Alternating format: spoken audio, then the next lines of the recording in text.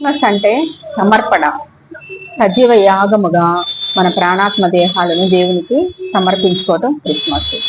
దేవాతి దేవుడే తండ్రితో కూడా విడిచిపెట్టకుండా భాగ్యం అని ఎంచుకొనక పరలోకపు ఆ భాగ్యాన్ని, ఔన్నత్యాన్ని, దేవునితో కూడా ఉండుట విడిచిపెట్టకూడని భాగ్యం ఎంచుకొనక త్రిత్వంలో ఏకమైనటువంటి యేసుక్రీస్తు ప్రభువు మనల్ని రక్షించుటకు, నశించిపోతున్న మానవాన్ని రక్షించుట కొరకు ఆయన బలిగాను అర్పణగాను అర్పింపబడటానికి వధింపబడిన గొర్రెపిల్ల వలె మన కొరకు దిగి వచ్చాడు. ఆయన రక్తమును కార్చి ప్రాణమును మన కొరకు బలిగా అర్పించాడు.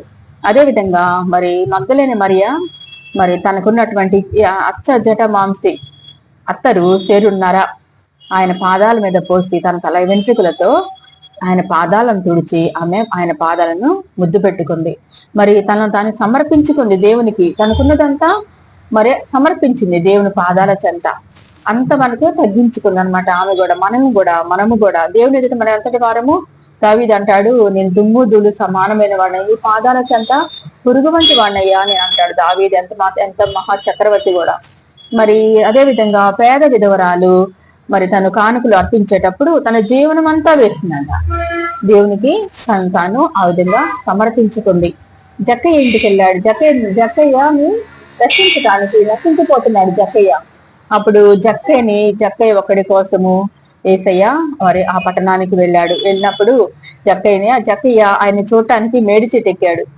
మరి జక్కయ్యని చూసి యేసు ప్రభు, జక్కయ్య త్వరగా దిగుము, నేను నీ ఇంటికి రావాల్సిందని చెప్పినప్పుడు జక్కయ్య యేసు ప్రభును చేర్చుకున్నప్పుడు ఆ ఇంటికి రక్షణ వచ్చింది అన్నప్పుడు ఆ ఇంటి వారందరూ కూడా రక్షణ పొందారు.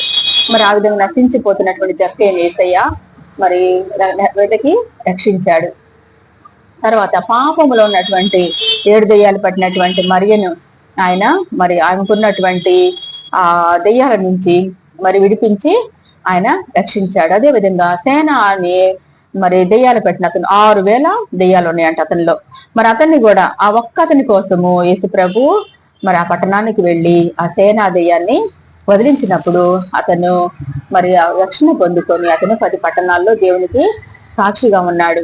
మరి ఈ విధంగా నశించిపోతున్నటువంటి వారిని వెతికి రక్షించడానికి మరి ఆయన దిగి వచ్చినప్పుడు ఆయన కలుసుకున్నప్పుడు వారు తాము దేవునికి సమర్పించుకున్నారు.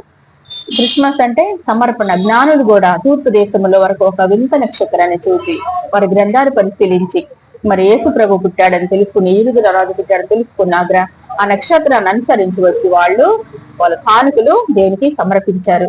నాడు మనము కూడా మన జీవితాలను సజీవ యాగముగా దేవునికి సమర్పించి ఆయనను